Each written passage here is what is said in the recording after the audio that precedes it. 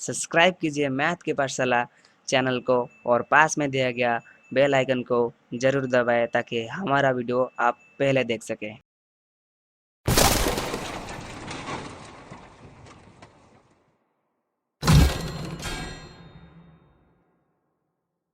Hello friends, मैं हूं प्रभात और आप देख रहे हो मेरा चैनल मैथ की पाठशाला। तो शुरू करते हैं आज की दमदार की वीडियो। ये वीडियो कुछ खास होने वाला है 10th से लेकर 12th क्लास के स्टूडेंट्स के लिए। कोई बात नहीं, अगर आप एक स्टूडेंट नहीं हो तो आप ये वीडियो को देख सकते हो। तो आज हम पढ़ने क्या वाले हैं, मैंने तो पहले से ही बता दिया कि ये बहुत ही इम्पोर्टेंट है। तो आज हम एक नए चैप्टर के बारे में पढ़ने वाले हैं जिसका नाम है ASTC। तो आज हम यहाँ पर फुल चैप्टर नहीं पढ़ने वाले हैं। आज हम कुछ बेसिक फंडामेंटल्स के बारे में पढ़ेंगे जितना पढ़ना आपके लिए जरूरी है।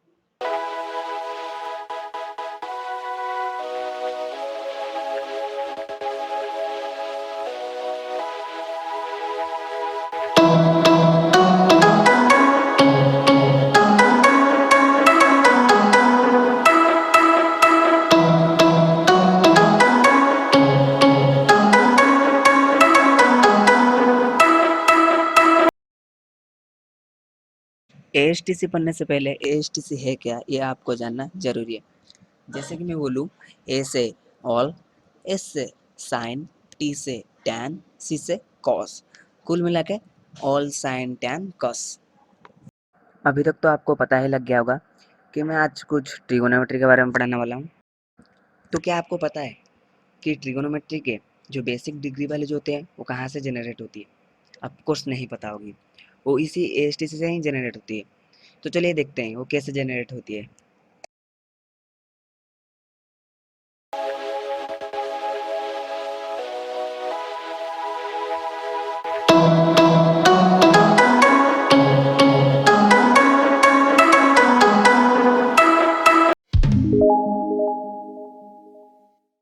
ASTC को समझने के लिए हमें एक यूनिट सर्कल की ज़रूरत है। तो अब आप ये पूछोगे कि भाई ये यूनिट सर्कल है क्या? तो मैं यहाँ पर क्लियर कर दूँ कि मैंने अपनी पिछली वीडियो पर इस यूनिट सर्कल के बारे में सारी जानकारी दे दी थी। अगर आपने अभी तक वो वीडियो नहीं देखी है तो जल्दी से जाके देख लीजिए, उसका लिंक आपको डिस्क्रिप्शन बॉक्स पर मिल जाएगा। तो अब हम चलते हैं हमारे सर्कल की तरफ। देखो, यहाँ पर हम सर्कल के ऊपर कोऑर्डिनेट ज्योमेट्री यूज करेंगे। तो इसीलिए मैंने सर्कल को 4 पार्ट में डिवाइड किया। जो लाइन मैंने खींचा है उसे हम व्यास बोलते हैं और इंग्लिश में डायमीटर।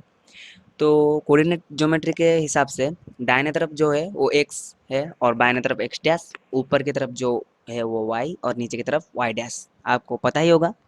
अगर आपको कोऑर्डिनेट ज्योमेट्री के बारे में जानकारी नहीं है तो आप हमारे वेबसाइट को विजिट करके देख सकते हैं। तो यहाँ पर हम अब सर्कल में ASTC को इनपुट करेंगे। तो अब आप स्क्रीन पर देख पा रहे होंगे कि ASTC के प्लेस कहाँ कहाँ पर है।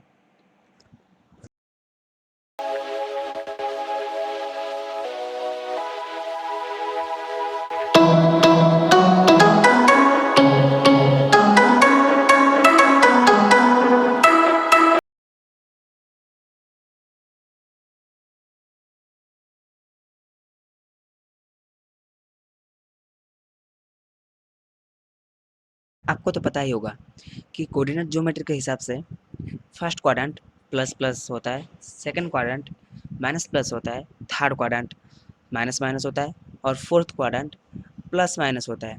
ये बात तो आपको पता ही होगी जो बेसिक्स हैं। जैसे कि मैंने पहले बताया था कि सर्कल में हम कोऑर्डिनेट ज्योमेट्री का यूज कर रहे हैं। तो आपको पता ही होगा कि कोऑर्डिनेट ज्योमेट्री में जो एक्स एक्सिस और वाई एक्सिस होते हैं वो परस्पर 90 डिग्री पर रहते हैं। तो अगर मैं एक्स से शुरू करूं तो एक्स 0 डिग्री होगा, y 90 degree, x dash 180 degree और वाई डैश 270 डिग्री और फिर से एक्स तक आने तक 360 डिग्री हो जाता है। जैसे कि हमको पता है कि एक्स एक्सिस और वाई एक्सिस जहाँ पर मिलते हैं, मतलब कि जो मेन पॉइंट होता है उसे हम मूल बिंदु कहते हैं और उसका वैल्यू हमेशा के लिए 0 0 होता है। और यहाँ पर मैंने उसका नाम ओ दिया है। तो अब मैं आपको ये बता दूं कि ये एक यूनिट सर्कल है, इसीलिए इसका रेडियस 1 यूनिट है। जैसे कि ओ से एक्स तक जो दूरियां हैं वो 1 यूनिट है, क्योंकि ये भी एक सर्कल का रेडियस ही है। तो देखो, यहाँ पर जो एक्स पॉइंट है उसका कोऑर्डिनेट क्या है, मतलब कि एक्स पॉइंट की एक वैल्यू भी तो होगी, उसका कोऑर्डिनेट वैल्यू। तो यहाँ पर उसका कोऑर्डिनेट वैल्यू है 1 0। तो अब पूछोगे कि कैसे, जैसे कि यहाँ पर y का वैल्यू 0 है और x एक्सिस में जैसे कि x पॉइंट है, तो इसलिए x का वैल्यू ही 1 है, तो इसलिए उसका जो कोऑर्डिनेट वैल्यू है वो 1 0 हुआ। लाइक दैट, मतलब कि उसी तरह y जो पॉइंट बना हुआ है उसका भी एक कोऑर्डिनेट वैल्यू है। जैसे कि यहाँ पर जो y पॉइंट है यहाँ पर x 0 है और y 1 है, इसलिए इसका जो कोऑर्डिनेट वैल्यू है वो 0 1 है। आई होप आपको समझ में आ रहा होगा कि उसी तरह एक्स डैश का जो पॉइंट है उसका जो वैल्यू है, मतलब कि कोऑर्डिनेट वैल्यू है वो -1 एंड 0 है। ठीक उसी तरह वाई डैश का जो पॉइंट है, मतलब कि वाई डैश पॉइंट का जो कोऑर्डिनेट वैल्यू है वो उसी तरह 0 एंड -1 है। अगर अभी तक आपको कोऑर्डिनेट ज्योमेट्री के बारे में कुछ पता नहीं है तो ऊपर जो आई बटन दिख रहा है उसको क्लिक करके देख सकते हो, नहीं तो आप हमारे वेबसाइट को विजिट करके पढ़ सकते हो।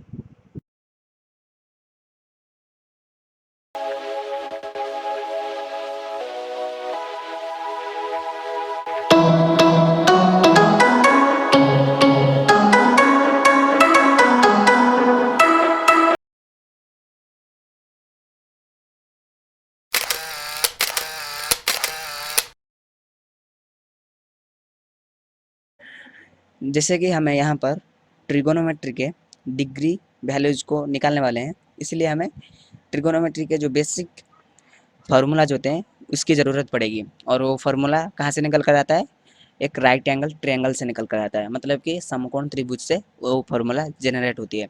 तो इसलिए हमें यहाँ पर एक समकोण त्रिभुज की ज़रूरत पड़ेगी। जैसे कि आप स्क्रीन पर देख पा रहे होंगे, मैंने एक यहाँ पर समकोण त्रिभुज बनाया है जिसका नाम है AOB, और इसका बी कोण 90 डिग्री है, मतलब कि बी एंगल 90 डिग्री है।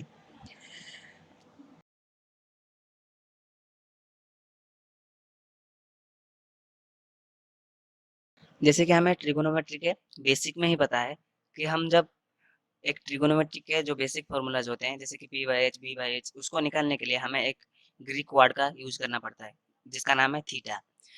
और वो एक डिग्री का जो सिंबल करता है, मतलब कि एक डिग्री का लेट वैल्यू सिंबल करता है। वो कुछ भी हो सकता है। यहाँ पर मैंने ए ओ बी एंगल को थीटा लिया है, मतलब कि measurement A O B equal to theta degree.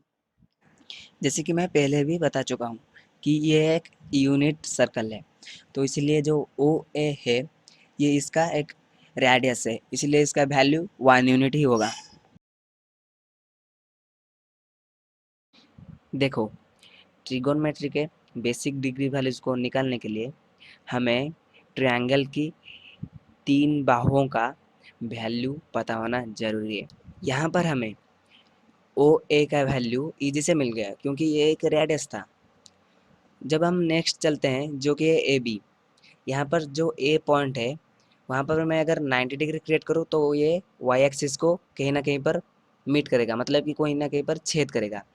तो इसीलिए इसका जो वैल्यू होगा वो वाई होगा और वो एक्स 0 होगा, इसलिए मैं ए बी को वाई लेता हूँ, मतलब कि A B equal to y. ठीक उसी तरह हमें ओ बी का वैल्यू भी पता होना ज़रूरी है। देखो ओ बी में जो बी पॉइंट बना हुआ है वो एक्स एक्सिस के ऊपर बना हुआ है, इसलिए उसका जो वैल्यू होगा वो एक्स ही होगा, मतलब कि एक्स का कोई भी नंबर हो सकता है। सो इसलिए O B equal to x मैं ले रहा हूँ।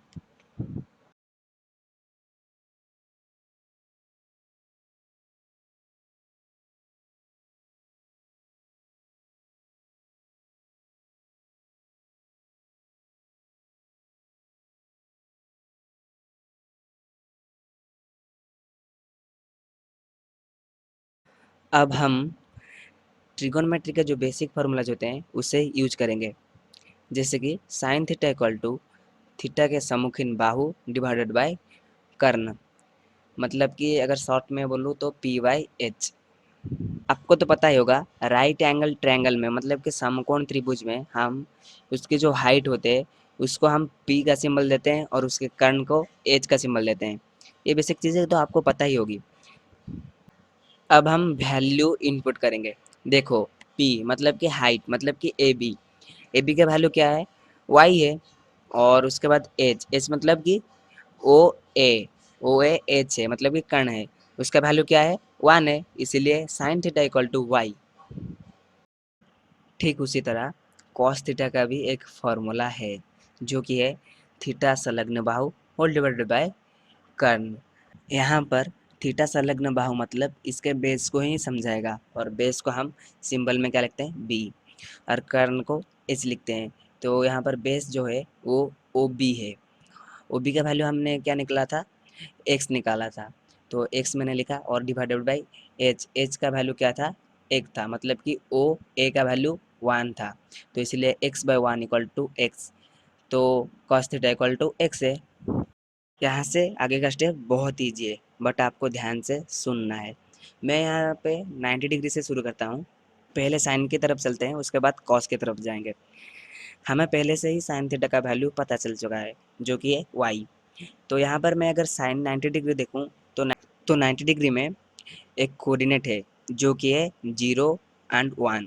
पहले हम x का वैल्यू लिखते हैं कोऑर्डिनेट में, उसके बाद y का वैल्यू लिखते हैं। यहाँ पर x का वैल्यू 0 है और y का वैल्यू 1 है, तो इसीलिए यहाँ पर मैं अगर बोलूँ तो sine 90 degree equal to y, मतलब कि उस कोऑर्डिनेट से हमें y का वैल्यू लिखना है, मतलब कि साइन 90 डिग्री इक्वल टू 1। दिखा कितनी ईजी से निकल गया। ठीक उसी तरह 180 डिग्री में y का वैल्यू 0 है, इसलिए साइन 180 डिग्री इक्वल टू 0, और 270 डिग्री में -1 है, इसीलिए 270 डिग्री इक्वल टू -1, और यहाँ पर 360 डिग्री में y का वैल्यू 0 है, इसलिए साइन 360 डिग्री इक्वल टू 0, और 0 डिग्री को आपके लिए छोड़ रहा हूँ, आप कर लोगे शायद। अब हम बढ़ते हैं कस की तरफ। Cos theta equal to x हमें पहले से ही पता चल चुका है, तो यहाँ पर मैं 90 डिग्री से शुरू करूँ तो 90 डिग्री में जो कोऑर्डिनेट है वो 0 एंड 1 है, उसमें जो एक्स का वैल्यू है वो 0 है, इसीलिए कॉस 90 डिग्री इक्वल टू 0, मतलब कि 90 डिग्री का वैल्यू 0 ही होगा। ठीक उसी तरह कॉस 180 डिग्री इक्वल टू -1, क्योंकि 180 डिग्री के जो पास जो कोऑर्डिनेट है उसमें जो एक्स का वैल्यू आता है वो -1 होता है, और उसी तरह 270 डिग्री इक्वल टू 0, और कॉस 360 डिग्री इक्वल टू 1, और ठीक उसी तरह 0 को आपके लिए छोड़ रहा हूँ, आप कर लोगे शायद, मेरा भरोसा है।